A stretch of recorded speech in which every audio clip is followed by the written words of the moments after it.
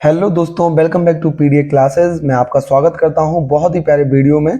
जैसा कि आपको मालूम है कि हम बेसिक इंग्लिश ग्रामर का भी कोर्स कर रहे हैं, कंटिन्यू पढ़ रहे हैं।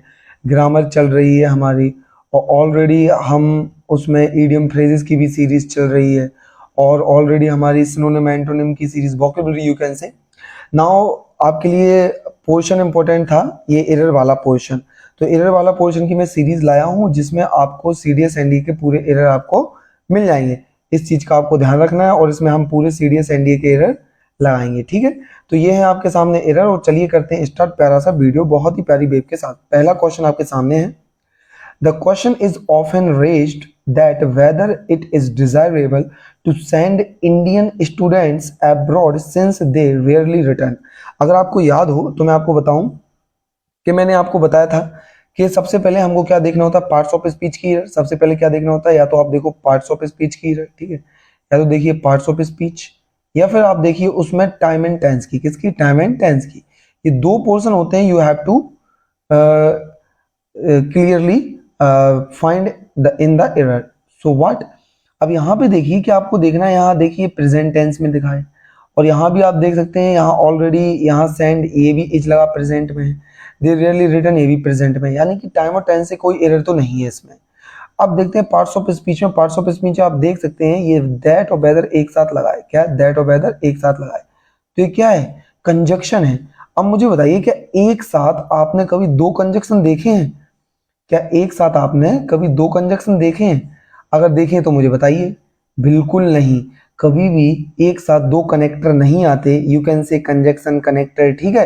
तो यहाँ पर दैट और वेदर दोनों ही एक साथ नहीं आने, तो दैट को रॉन्ग है, वेदर को लगाओ। That's why option A correct है।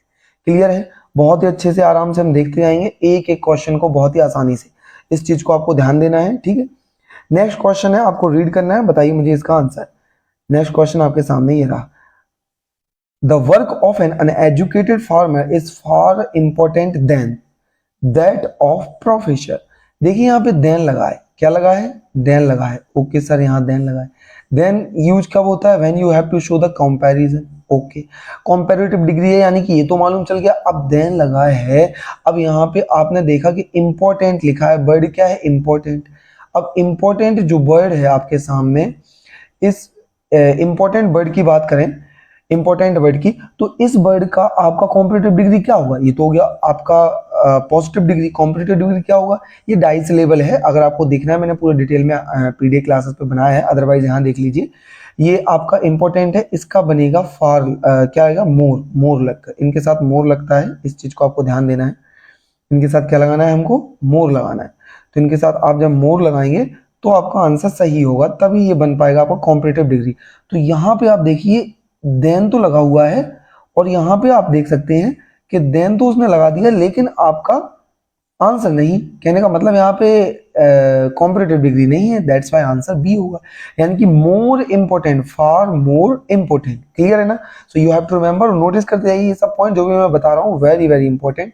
ये आपके लिए बहुत बहुत काम आने वाले हैं। क्लियर? तो ये हम देख रहे हैं अच्छे से और नेक्स्ट क्वेश्चन की ओर बढ़ते हैं। अगला क्वेश्चन आपके सामने ये रहा। Every man is conditioned by the age in which he lives, and if he were to return to another age, he would not be happy। ये नो एरर। अब मुझे 19 का आंसर आप लोग बताइए, या आपको मुझे इसका आंसर बताना है। तो मैं आपको बताऊं, यहाँ पे जो वर्ड कंडीशन है ना, कंडीशनड, इसके साथ जो वाई लगा है, that is wrong. Means to say here the portion is wrong is what we have to say this. ये पोर्शन है आपका पार्ट्स ऑफ स्पीच का, यानी कि प्रेपोजिशन का रॉन्ग इस्तेमाल किया गया है। Conditioned to the age in which he lives. Clear ना? ये रहा आपका 19। नेक्स्ट सवाल के साथ चलते हैं 20 के पास। Language is a skill activity by which fine distinctions on meaning can be made for a better understanding of behavior। इसका मुझे आंसर बताइए। 20 वाले का आपके हिसाब से आंसर क्या होना चाहिए? तो मैं आपको बता दूं, यहाँ पे ऑब्वियसली जो वर्ड है ना, फाइन, फाइन डिस्टिंक्शन, डिस्टिंक्शंस नहीं, डिस्टिंक्शन वर्ड होना चाहिए। क्लियर ना? क्या होना चाहिए? डिस्टिंक्शन। तो ये चार कितने, 1 2 3 4, 4 सवाल हमने एनालिसिस के साथ खत्म किए। चलते हैं नेक्स्ट सवाल की ओर। ये रहे नेक्स्ट सवाल आपके सामने। पहला सवाल आपके सामने है 21। If you don't start behaving properly I will be forced to tell to your supervisor. देखिए यहाँ पे जो टेल वर्ड है, यू हैव टू रिमेंबर कि टेल के साथ टू रॉन्ग यूज है, यहाँ पे नहीं आना है। क्लियर है? तो टेल के साथ टू नहीं आना है। ऑप्शन क्या होगा? सी ऑप्शन होगा, यानी कि आपका 21 का आपको डिलीट टू करना है। क्लियर? बात आई समझ में? नेक्स्ट के साथ चलते हैं, तो इसको let me race. Clear? Next चलते हैं हम लोग, और अगला सवाल आप लोग पढ़िए जब तक मुझे आंसर बताइए। अगला सवाल का आंसर क्या हो सकता है? 22, the reason why the plane crashed as soon as it took off it is the failure of one of the engines and nor. Very very important है ये, ध्यान से देखिए। इसका मैं आपको कंसेप्ट बताना चाहूंगा। क्या बताना है कंसेप्ट? देखिए कंसेप्ट लाइक यहाँ पे क्या लिखा है? As soon as. मैंने कल एक डिटेल में वीडियो बनाया था, बहुत ही बेहतरीन वीडियो, जिसमें मैंने कंसेप्ट बताया था ये पूरा, कि कभी भी आपको कंडीशनल क्लॉज मिले, कंडीशनल सेंटेंस मिले, जैसे कि किससे शुरू है? एज सुन एज, तो आपका कंडीशनल क्लॉज है। और कंडीशनल क्लॉज के बाद आपको कंडीशन क्या है वो कंपेयर कीजिए, क्या है? टुक, तो सब्जेक्ट वर्ब V2, ये हो गया। तो ये तो हो गया क्लॉज, ये कॉमा लगाते हैं, क्लॉज नंबर 1, ये हो गया क्लॉज 1। अब क्लॉज 2 की कंडीशन क्या है? यानी आगे का क्लॉज, तो आएगा सब्जेक्ट, फिर आएगा हेड, फिर आएगा V3। You have to remember this condition. Make sure कि कंडीशनल है, यहाँ इफ भी हो सकता है, यहाँ एज लॉन्ग एज भी हो सकता है, इसको लिख लीजिए। यहाँ पे आपका ईव वेयर एवर हो सकता है, व्हेन एवर हो सकता है, ठीक है, व्हेन एवर हो सकता है, ये सब कंडीशनल है। अगर पहला क्लॉज ये है तो दूसरा क्लॉज ये होगा। अब देखिए ध्यान से, ये हो गया पहला क्लॉज, कंडीशनल था। क्लियर है? मैंने क्या कहा? ये हो गया आपका पहला क्लॉज, क्योंकि दिस इज द कंडीशनल। और ये हो गया सेकंड क्लॉज।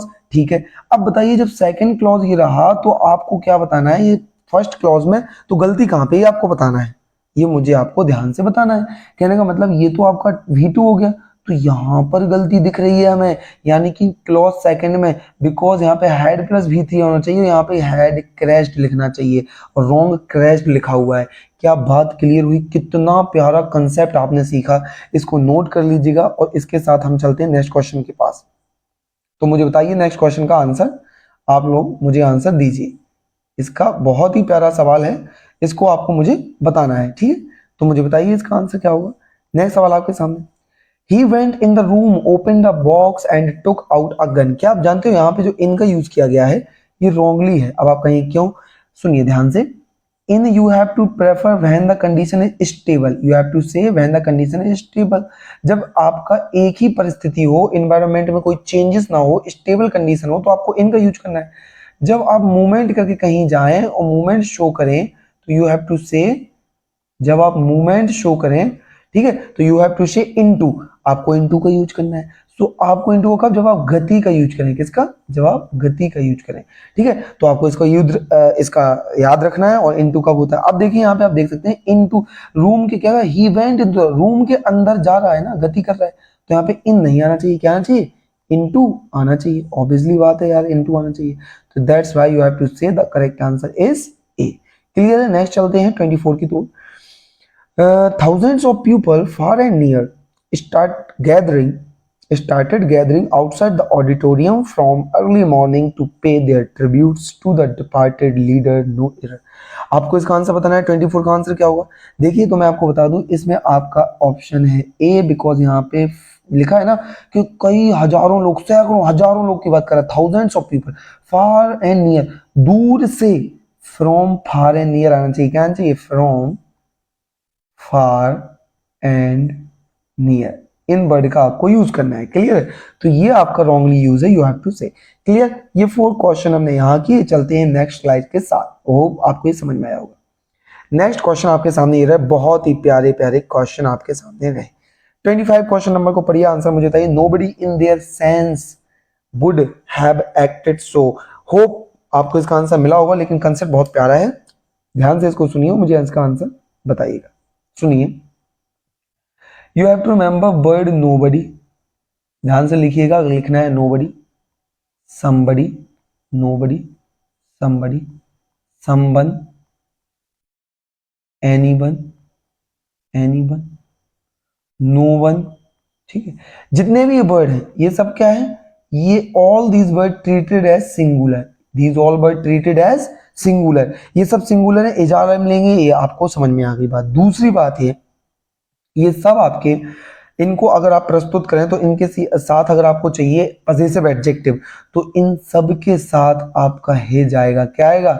हिज, ना कि देयर आएगा। प्लीज मेक श्योर कि आपको देयर यूज नहीं करना है, क्योंकि ये सिंगुलर है, मैंने पहले ही बताया। यहाँ पे नोबडी के साथ देयर लगाया है, और देखिए नोबडी हो गया सिंगुलर, ये सब वर्ड हो गया सिंगुलर, और ये देखिए देयर है प्लूरल। देयर क्या है? प्लूरल। जब देयर प्लूरल है तो कैसे यूज हो सकता है? तो यू हैव टू से कि ये आपका रॉन्गली मिस्टेक यूज किया गया है। क्लियर हुई बात? ठीक है, तो इस बात को क्लियर याद रखना है आपको। तो क्या यहाँ पर हम कह सकते हैं एरर आपका लाई करता है in part B? Obviously we can say error in part B, क्योंकि इसके साथ है जाना चाहिए था। तो इस बात को आपको ध्यान रखना है। तो नेक्स्ट क्वेश्चन आप मुझे बताइए। लेट मी इरेज दिस, जब तक मैं इसको इरेज कर देता हूँ। जल्दी बताइए मुझे नेक्स्ट क्वेश्चन क्या होगा। आंसर मुझे बताइए, अगर आपने पढ़ लिया हो ठीक है तो करते हैं फिर हम स्टार्ट नेक्स्ट क्वेश्चन के साथ। 26. I was baffled with the instructions he gave me. Now you have to give me the correct answer.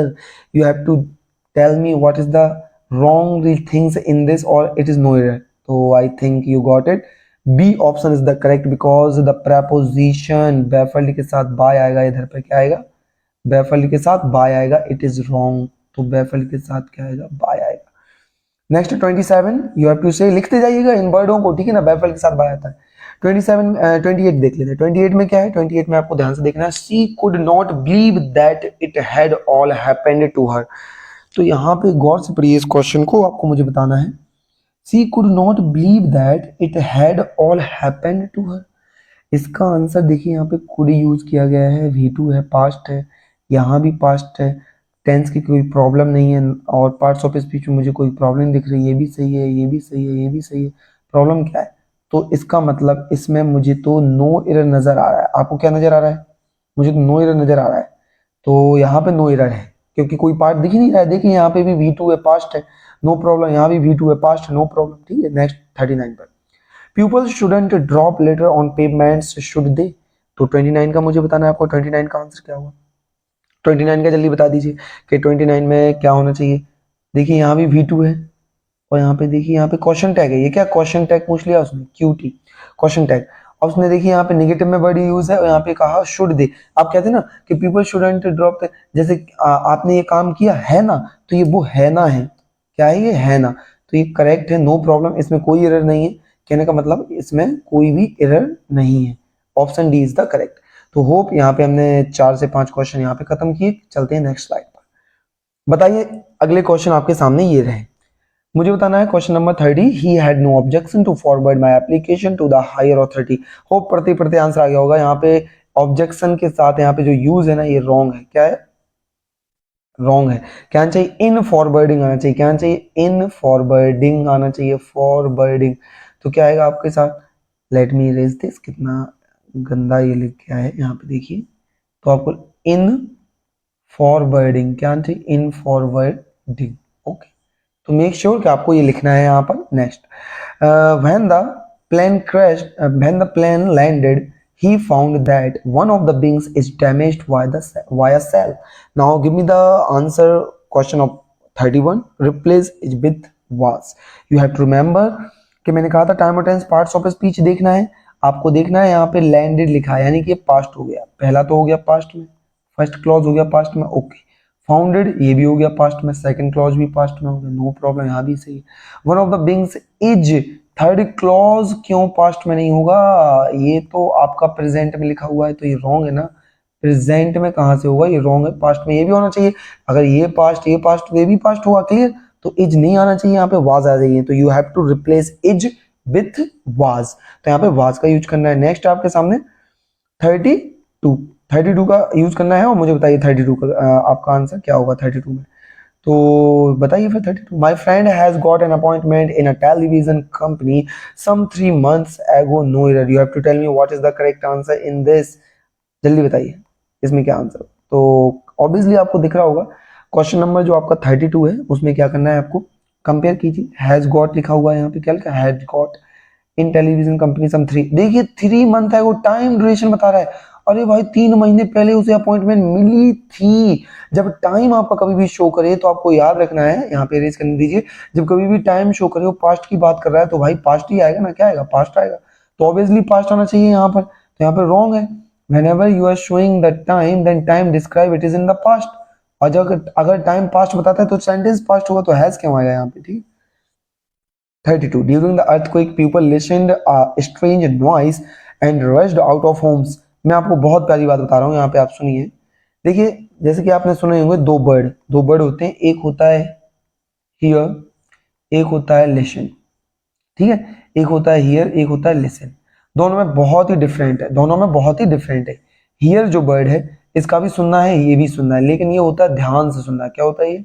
ध्यान पूर्वक सुनना, ठीक है। और हियर का मतलब होता है ऐसे ही सुन लेना, ठीक है। हियर का मतलब होता है ऐसे ही सुन लेना, ठीक है। तो यहाँ पर अर्थक्वेक की आवाज ध्यानपूर्वक तो किसी ने सुनी नहीं है, बस उन्होंने सुना है, ठीक है ना। उन्होंने, सॉरी फॉर दैट, यहाँ पे उन्होंने सुना है। लिसन क्यों आएगा? म्यूजिक हम ध्यान से सुनते हैं, यू कैन से म्यूजिक हम ध्यान से सुनते हैं, ठीक है। हियर का मतलब ऐसे ही सुन लेना, ठीक है। तो यहाँ पे क्या आना चाहिए? लिसन वर्ड रॉन्ग यूज है यहाँ पे। During the earthquake people here आना चाहिए। क्लियर है ना? तो इसी के साथ हमने हमारी स्लाइड कंप्लीट की और यहाँ पे बहुत ही बेहतरीन तरीके से मैंने आपको यहाँ पे एक्सप्लेन किए हैं ये क्वेश्चंस। तो आपको जितनी भी मैंने चीजें बताई हैं आपको ध्यान देना है, ठीक है। आपको ध्यान देना है और सबके टिक लगा लेने हैं और आंसर पे ध्यान देना है, क्योंकि ये सभी प्रीवियस ईयर PYQs हैं CDS के, ठीक है। और NDA के भी लाऊंगा मैं इसी के साथ, ठीक है। NDA के भी मिल जाएंगे आपको, FCAT के भी मिल जाएंगे, इंग्लिश के PYQ सबके मिल जाएंगे, जो भी आप कहोगे, और SSC के साथ में PYQ मिल जाएंगे। अब मैं बताऊं, इसी प्रकार से मैं बेसिक इंग्लिश ग्रामर का बहुत ही डिटेल में कोर्स चला रहा हूँ अपनी PDF क्लासेस पर। अगर आप देखना चाहें तो आप देख सकते हैं। और इस तरीके से कुछ प्रैक्टिस सेशन भी मैंने और डाले हैं, वहां देख सकते हैं। ईडियम फ्रेजेस के तरीके, और ईडियम फ्रेजेस को कनेक्शन के साथ पढ़ा रहा हूँ, फिक्स ईडियम फ्रेज, और वोकेबुलरी भी बहुत ही बेहतरीन तरीके से बनाया है। ओके, तो फिर मिलेंगे हम नेक्स्ट वीडियो में।